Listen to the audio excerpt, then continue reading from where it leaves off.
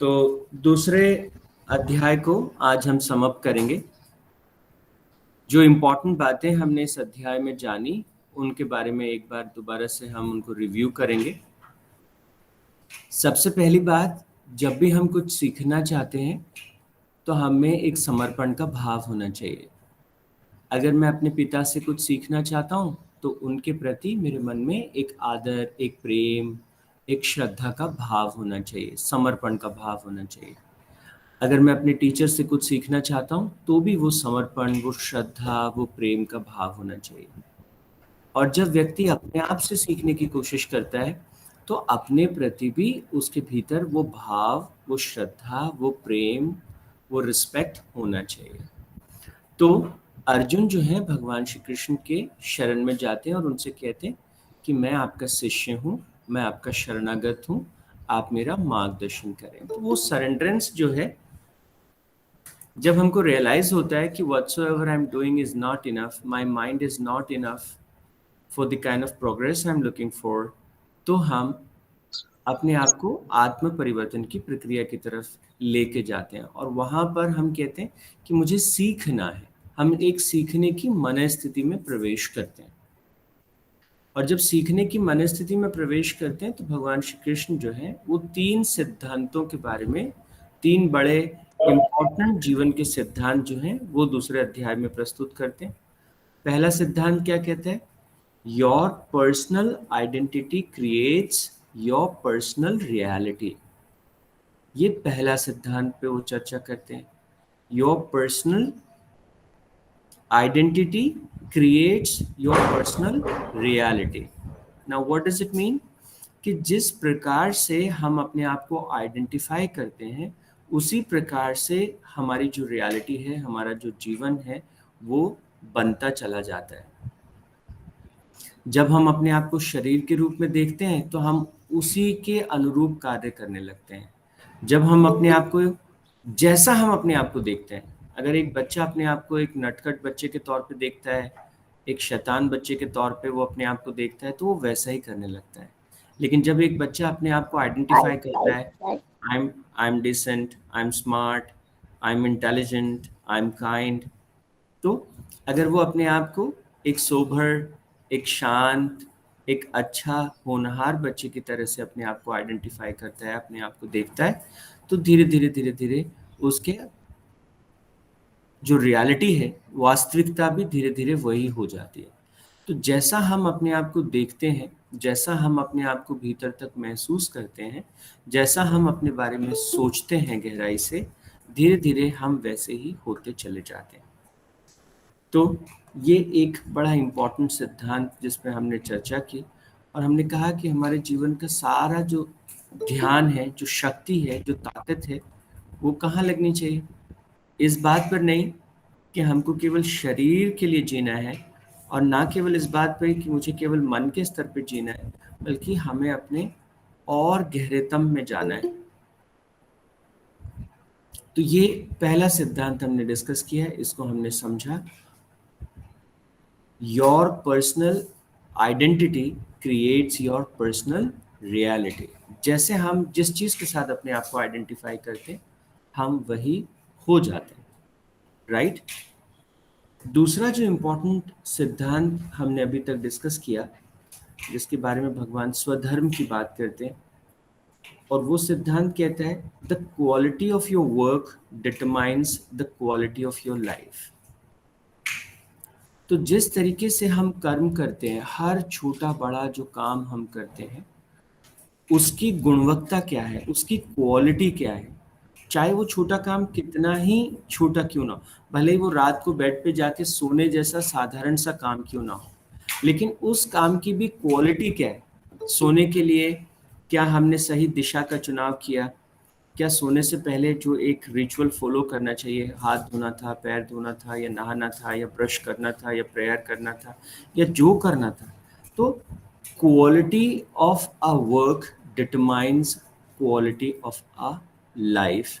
जो हम करते हैं, जो हम कर्म करते हैं, छोटे बड़े हर तरह के जो हम कर्म करते हैं, वो हमारे जीवन को परिभाषित करते हैं, वो हमारे जीवन को बनाते हैं।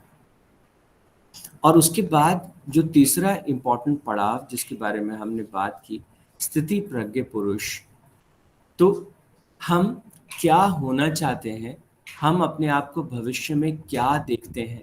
तो हमको लगता है कि future is far far far far away, पता नहीं मैं 20 साल बाद कैसा इंसान बनूंगा। लेकिन इम्पॉर्टेंट बात क्या है, 20 साल बाद, 15 साल बाद, 10 साल बाद आप क्या होना चाहते हैं, ये जो एक भाव है आपके भीतर, ये आपके वर्तमान को, आपके आज को परिभाषित करता है।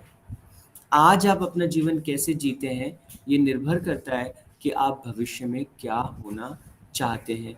तो किस तरह से आप अपने आप को फ्यूचर में विजुअलाइज करते हैं, किस तरह से आप अपने जीवन को देखते हैं भविष्य में, वो जो आपका देखना है। So how do you project your self in the future determines your present। जिस तरीके से आप अपने आप को भविष्य में देखते हैं वो आपके आज को परिभाषित करता है। आप आज क्या करेंगे, कितना करेंगे, उसको परिभाषित करता है। 3 महत्वपूर्ण सिद्धांत हमने जाने। तो एक बार इन तीनों के बारे में अगर फिर आपके मन में कोई प्रश्न हो तो हम थोड़ा सा और उसे चर्चा कर सकते हैं। आप अपने आप को भविष्य में कैसे देखते हैं, आप अपने भविष्य को कैसे अपने दिमाग में क्रिएट करते हैं।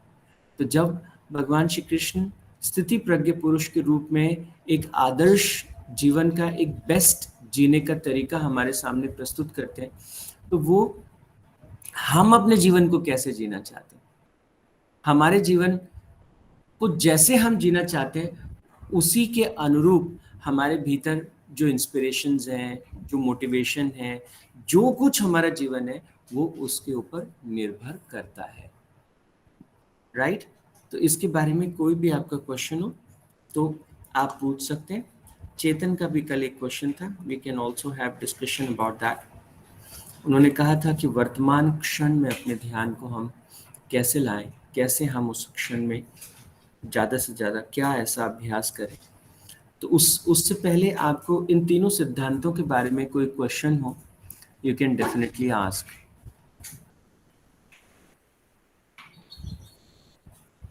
आप क्या होना चाहते हैं, ये आपके वर्तमान को परिभाषित करता है। एक सिद्धांत, हम क्या, जो भी छोटा बड़ा काम करते हैं उसकी गुणवत्ता हमारे जीवन की गुणवत्ता को सीधा सीधा परिभाषित करती है, प्रभावित करती है। और पहला, हम अपने आप को किस रूप में जानते हैं, वही हमारी रियलिटी को, हमारी वास्तविकता को प्रकट करता है।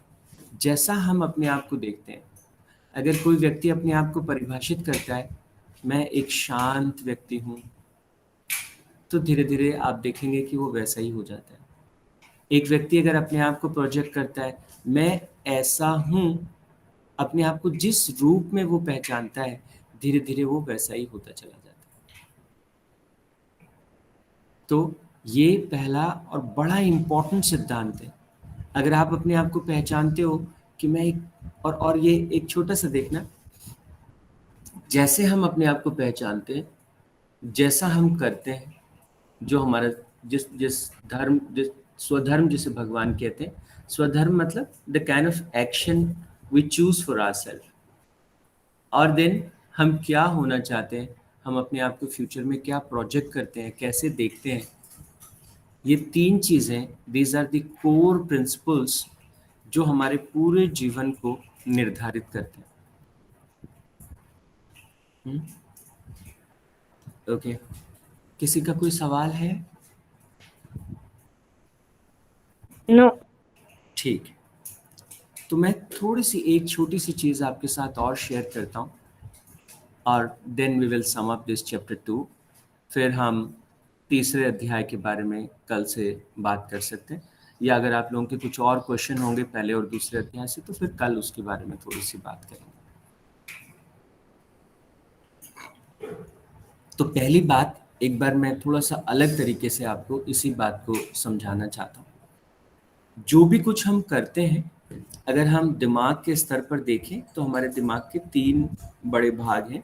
सबसे पहला जो भाग है जिसे हम कहते हैं द लोअर ब्रेन, या जिसको हाइंड ब्रेन कहते हैं, या जिसे रिप्टिलियन ब्रेन कहते हैं, ये हमारे जीवन के जितने भी आदतें हैं, जो भी चीज़ें हम अनकॉन्शियसली करते चले जाते हैं, उन सबको ये कंट्रोल करता है।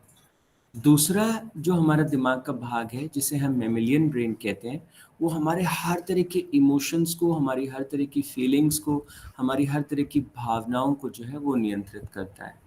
और जो हमारा फोर ब्रेन है, जहाँ पे तर्क की शक्ति है, रीजनिंग की शक्ति है, जो हमारे भविष्य को, हमारे जीवन के मकसद को, हम एक लक्ष्य जो बनाते हैं, this is what I want to do, तो वो जो highest of the highest thoughts हमारे भीतर जो होते हैं, तर्क की हमारी जो शक्ति होती है, कल्पना की जो हमारी शक्ति होती है, वो उसके साथ डील करता है। गीता के ये 3 जो आधारभूत सिद्धांत हैं, अगर हम मन ब्रेन के स्तर पर अपने इसको देखें, तो ये तीनों के तीनों उस तरफ हमको संकेत करते हैं। हमारा फोर ब्रेन हमारे फ्यूचर को कैसे प्रोजेक्ट करता है, वो हमारे हर चीज़ को, जैसा हम भविष्य में अपने आप को विजुअलाइज कर रहे हैं, वो वर्तमान में वही परिस्थितियां क्रिएट करता है, उसी तरह के लोगों को हमारे जीवन में आकर्षित करता है, उसी तरह की घटनाओं को वो हमारे जीवन में लेके आता है। एक, और ये बड़ी कमाल की बात है, अगर आप ध्यान से इस बात को सुनेंगे, एक सेकंड में, मैं ध्यान से सुनना इस डेटा को, एक सेकंड में करीब 400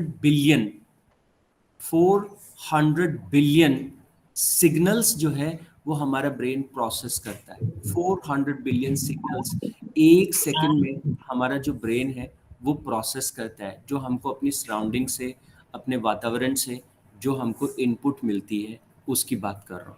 लेकिन उसमें से बहुत थोड़े सी चीज़ों को वो आगे प्रोसेस करता है। जितनी इनपुट उसे मिलती है, उस इनपुट के आधार पर करीब 2000 तरह के सिग्नल्स को वो रिस्पॉन्ड करता है। और उन 2000 सिग्नल्स में से भी कुछ और थोड़े से 1% सिग्नल्स होते हैं जिनके ऊपर वो रिस्पॉन्ड बैक करता है, उसके ऊपर वो एक प्रतिक्रिया करता है, या उनमें से किसी एक को वो चुनता है, this is what I need to do, this is what I need to work on. तो जिस तरह की हमारे भविष्य की कल्पना हम फोर ब्रेन को करने के लिए देते हैं, and this is the latest modern science I am telling you, वो कह रहे हैं कि जो फोर ब्रेन आपके भविष्य को प्रोजेक्ट करता है, जो आप अपने आप को जैसा देखते हैं, जैसा आपको महसूस करते हैं, अपने आप को अपनी कोर में आप महसूस करते हैं, वो ठीक फोर ब्रेन उन्हीं तरह के सिग्नल्स को, क्योंकि बहुत तरह के सिग्नल हर पल, आप इधर उधर यहाँ वहाँ बहुत तरह की चीजें दिन भर में जो है यू गेट एक्सपोज टू, लेकिन वो आपकी चीज़ें जो है वो आपकी नज़र में आती ही नहीं है, आपको दिखाई नहीं देती हैं, आपको सामने होते हुए भी आपको जो है वो दिखती नहीं है, सामने होते हुए भी आपको सुनाई नहीं देती हैं। अगर आपका जीवन का लक्ष्य है कि मुझे एक बहुत महान व्यक्ति बनना है, ये अगर आपके जीवन का लक्ष्य है, आपको लगता है कि मुझे टैगोर जैसा एक महान लेखक बनना है, अगर एटलीस्ट ये आपके मन में भाव है, तो आपके पिता जब भी आपसे कहेंगे कि बेटा लेखन ऐसे होता है, कविताएं ऐसे लिखी जाती हैं, ये काव्य ऐसे काम करता है, तो तुरंत आपको लगेगा कि ये मेरे जीवन निर्माण की बात चल रही है, तुरंत आप उसमें इन्वॉल्व हो जाएंगे। लेकिन अगर आपका कनेक्शन उसके साथ नहीं है, तो क्या होगा, आपके पापा आपको समझा रहे हैं, आपके टीचर्स आपको समझा रहे हैं, आप गीता का पाठ कर रहे हैं, आप जो कुछ कर रहे हैं, अगर आपका कुछ बड़ा होने का भाव आपके भीतर नहीं है, तो क्या होगा, वो सब बातें आपको समझ में आते हुए भी समझ में नहीं आएंगी। दूसरे अध्याय में एक बहुत इंटरेस्टिंग श्लोक जो है इस बात की इस बात को प्रकट करता है। भगवान श्री कृष्ण बहुत ही मजेदार तरीके से इसको कहते हैं। वो कहते हैं, अर्जुन, एक बड़ी आश्चर्य की बात है जीवन के बारे में। ये जो दूसरे अध्याय के 29वें श्लोक में वो इसे कहते हैं। वो कहते हैं कि कोई कोई जो तत्वज्ञानी है, जो समझदार है, और वो किसकी तरफ इशारा करते हैं तत्वज्ञानी के रूप में, जो स्थिति प्रज्ञ है, जो कुछ होना चाहता है, जो कुछ बनना चाहता है, जो श्रेष्ठ होना चाहता है, जो अपने अंदर से बेस्ट ऑफ द बेस्ट को मैनिफेस्ट करना चाहता है। तो कहते हैं कि वो इस आत्मा को आश्चर्यजनक रूप में, अपने भीतर की इन शक्तियों को, जीवन को आश्चर्यजनक रूप से देखता है। कोई कोई जो दूसरा व्यक्ति है, वो उसे आश्चर्यजनक रूप से बताता है। तो हम आश्चर्य से भर के चीजों को देखते हैं, कोई कोई लोग हमें आश्चर्य से भर के उन चीजों के बारे में बताते हैं, और फिर कुछ कुछ ऐसे लोग होते हैं जो उसे आश्चर्य में भर के सुनते हैं। तो कोई उसे देखता है, कोई आपको बताने वाला होता है, कोई उसे आश्चर्य से सुनता है, और कहते हैं कोई कोई सुनकर भी उसे जानता नहीं। सो इवन मैं आपको सुनाई दे रहा है कि हमारे भीतर एक आत्म तत्व है, आपको सुनाई दे रहा है कि there is a higher reality. आप जो भी जिस भी स्टेट में, जिस भी अवस्था में अपने जीवन को जी रहे हैं, उससे लाख गुना ज्यादा अच्छा जीवन आप जी सकते हैं। और ऐसे नहीं कि 10 साल बाद, आज से जी सकते हैं, इस पल से आप जी सकते हैं। Instant transformation can happen, that is waiting for you. लेकिन जब हम ये सब बातें करते हैं और अगर हम उसके लिए तैयार नहीं हैं और हमारी ऐसी कोई इच्छा नहीं है, तो क्या होगा, वो बातें हमको समझ में ही नहीं आएंगी।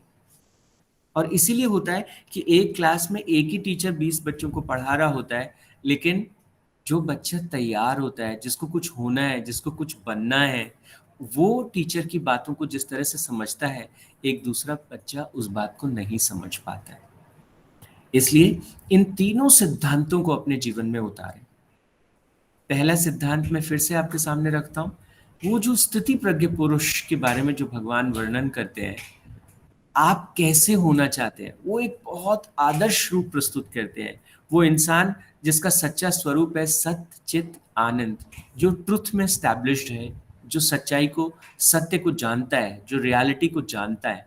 सत्य चित, जिसका चित्त जो है हमेशा सृजन में लगा है और वो आनंद में भीगा है, ब्लिस में डूबा है। इस तरह के व्यक्तित्व की वो बात करते हैं, इस तरह के इंसान होने की वो बात करते हैं। And once you are like that, आप जो करेंगे, अगर आप बिजनेस करेंगे, you will be extraordinary in that. अगर आप एक वैज्ञानिक होंगे तो आप कमाल के वैज्ञानिक होंगे। अगर आप एक लेखक होंगे तो आप एक बहुत एक्स्ट्रा ऑर्डिनरी लेखक होंगे। आप एक अगर स्टूडेंट होंगे तो आप कमाल के स्टूडेंट होंगे। तो वो कहते हैं, how do you project your self in the future, that matters a lot, that defines your today.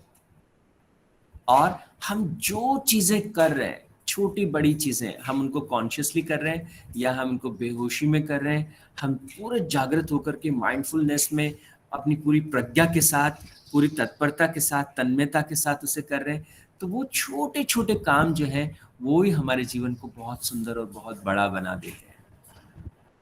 और तीसरी बात, जैसे हम अपने आप को आज देखते हैं, इस पल जो हम अपने बारे में सोचते हैं, इस पल जो हम अपने बारे में महसूस करते हैं, वो वो जो कोर हमारी है, जो हमारी सेल्फ इमेज है, जो हमारा सेल्फ रिस्पेक्ट है, वो जो हमारी सेल्फ वर्थ है, वो हमारे रियलिटी को क्रिएट करती है। हम क्या कर पाएंगे, क्या हो पाएंगे, कितना कर पाएंगे, कितना नहीं कर पाएंगे, वो उसे सुनिश्चित करती है।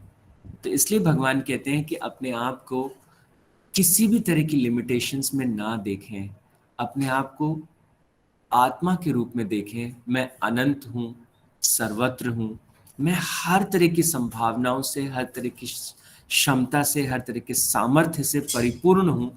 इस रूप में अपने आप को देखें, अपने आप को जो सबसे ज्यादा शक्तिशाली जो है, जिसे हम चैतन्य कहते हैं, जो जो इस पूरे संसार का, इस पूरे एग्जिस्टेंस के होने का मूलभूत रीजन है, जिसको हम कारण कहते हैं, वो जो अ, वो जो शक्ति है, वो शक्ति के रूप में अपने आप को देखें। और वो शक्ति अगर इस ब्रह्मांड की रचना कर सकती है, तो वो शक्ति आपके जीवन को भी बहुत सुंदर तरीके से बना सकते हैं। आप ही वो शक्ति हैं।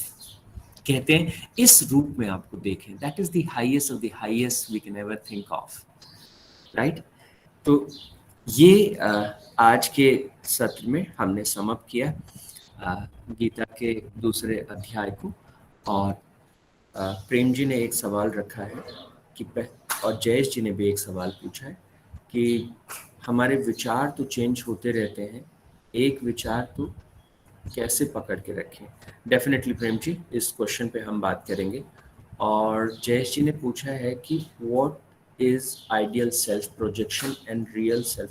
हाँ, तो जयेश जी, जो अभी हमने स्थिति प्रज्ञ पुरुष के बारे में बात की थी, इसको तो शायद मैंने, एक क्वेश्चन तो आपको समझ में आ गया होगा। और how to reduce gap between ideal and the real projection. तो कल हम, जयेश जी ने बहुत अच्छे सवाल पूछा, प्रेम जी ने भी बहुत सुंदर सवाल पूछा। इन दोनों सवालों के बारे में कल हम थोड़ी सी बात करेंगे, एंड आई होप इन पे बात करते करते चेतन के सवाल के जवाब की तरफ हम और आगे बढ़ेंगे। चलिए, तो thank you so much. It is always a great pleasure to be with all of you in the morning